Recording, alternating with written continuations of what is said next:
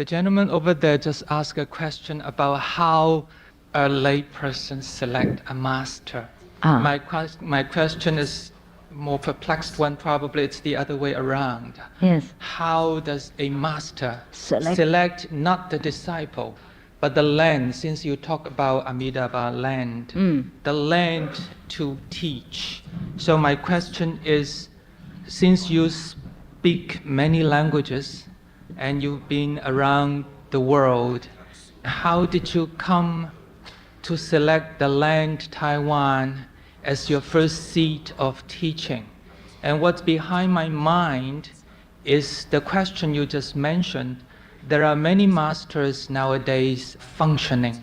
And I must tell you honestly, as a lay person and also as a person who wants to think, say, perhaps I collect the knowledge, these masters, where they are today, and I make a study of the lands where they are located. May I find some clue? There are similarities between these lands, and there are logic behind why these masters select these lands. Thank you. Yes. You see, it depends on the sincerity of the people of that land. Yeah? Taiwanese people, they are very sincere, very pure in their hearts. They truly pray to God, to Buddha, to deliver them. Of course, there are some who ask for material comfort and worldly possessions, fulfillment of their worldly desires, etc. But Taiwanese people are very pure at heart. They have not been spoiled or ruined by much of the devastating civilizational influence. So they are very pure. Yeah? And they asked me to come to help them. They asked in their hearts before I came. Yeah. Therefore, even before I went to Taiwan, many people had already seen me appear in their meditations. They hadn't meditated with my method. They just meditate anyhow, just sit there quiet. And then they saw me come already. Therefore, when I came, they recognized me. So that means I have a lot of affinity with the Taiwanese people. It's easy, like that. Maybe in previous lives, yeah. But actually, the Buddha doesn't select anything. Well, it's just a kind of telling you something so that you understand, yeah? The Buddha comes according to the people's wish, yeah. All right? And what else, the question? What did you ask anymore? Is that enough? Yes, I was thinking of compare the lands. Master. Yes. Select. For instance, I can probably relate that these lands probably there are more suffering or they're closer to hell than to Amitabha land. Understand. Yeah. Could that be right? Oh, that's why the Master came to earth, is that right? Is that what you mean? Oh, why not? It is because people pray. Yeah? People say to God, oh, please send someone to take us home. Pray to Jesus, please, won't you help us? Or pray to Buddha, please, won't you take us out of misery? Yeah? So the Buddhas, or so-called God, or the Jesus Christ consciousness, we send something, yeah? And it manifests itself into a body with nose and eyes and ears, everything, in order to have a direct talk with the people who pray sincerely in their heart and come and get them, one by one, group by group, nation by nation. They go and select these who are praying to that Buddha or to God power, yeah? Sometimes God sends many, sometimes Buddha sends many, sometimes they send a few. When I say many masters, I don't mean that many, please. Yeah, not that many. What I mean is that more than one or two, or about 5 or 6 would be the most. There couldn't be that many. You are not just going to go outside and bump into any master at any time. No. 5 or 6 as the most, yeah? Right. Please come.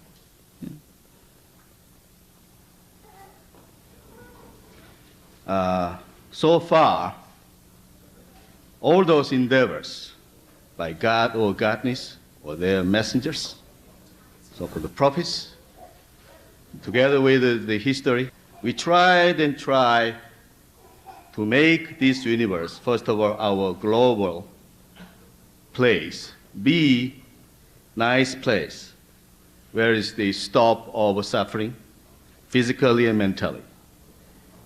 Making good place, right? Here, including heaven, of course, right? The comprehensive paradise, whatever, kingdom of God or place of nirvana, whatever, we tried. Now, so far, we know that it is not achieved. After all, brilliant, almighty endeavors by God himself, or Godness herself, and all their messengers, all their brilliant leaders on this planet, all those brilliant organizations and nations, groups, rising and falling. So far, our world is now still incomplete, and perhaps we are now entering into the end of the history. We don't know, disaster, because most of prophets try to send us a message, sometimes not too happy one, sometimes a very warning one, that if we don't learn, if we don't behave correctly, then we would meet what we have created wrong things to get the last day of our human history. And now, I am an international relationship specialist. Therefore, in my own field, I want to question. Okay, my concern is two. One is now, okay, there have been successful contribution and achievement in some scope, in some community, in some land, like Buddha did in India, and now Taiwan or South Asian countries, all the nice places, even Christianity here and there. A lot of churches have been built. So now my question is, the difference is the total approach and the minor approach. What I'm concerning is now the overall change, not just by community to community, religion and religion, as you try to teach us. Okay? Difference of religion is not too big one. Difference of groups, not too big one. My concern is now the universal, global, total approach, means together with the majority of this human race. How we can or you can lead this human group, global group, to have this common happy world. It doesn't matter whether they are Christian or Buddhist, we don't care. What I know is now, enlightenment is to have this total and lasting world, sacrificing my little time or my little being or my little country or community. So that is my concern, how and when we would have that our word of truth or enlightenment. Second, my question is now, the future in terms of futurology. All masters try to tell us what would happen in the future, including Confucianism or Neo-Confucianism, Taoism, Yin and Yang, like the I Ching. Try to say what would happen. I don't care what would happen upon me or upon little group of nation. I care what would happen upon our human race, this globe. Whether we have a disaster like Nostradamus predicted, many people predict, like San Jose is now struggling through the earthquake like that, they say we will have a more disastrous one someday. So, could you kindly tell us how we can have this overall comprehensive and inclusive happy world, and when? Otherwise, when we would die altogether. Can you kindly tell us? Thank you. Yes, I can tell you. Your first question is how to lead the whole humanity to happiness, is that right? How to make them happy, the whole humanity? Well, global achievement, all we like. That person first. Yeah, of course, but I cannot tell them what to do.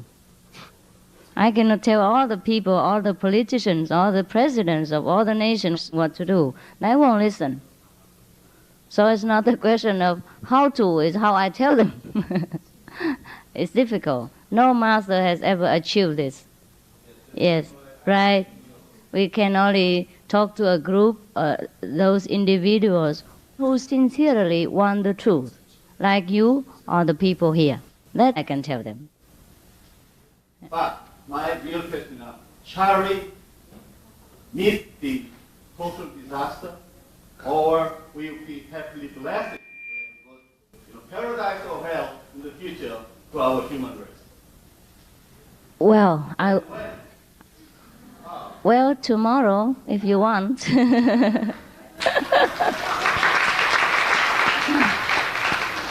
Tomorrow at initiation, I will show you at least where paradise is and how to get it. And the other people who do not come to me, I cannot help. We cannot force people to go into paradise, mind you.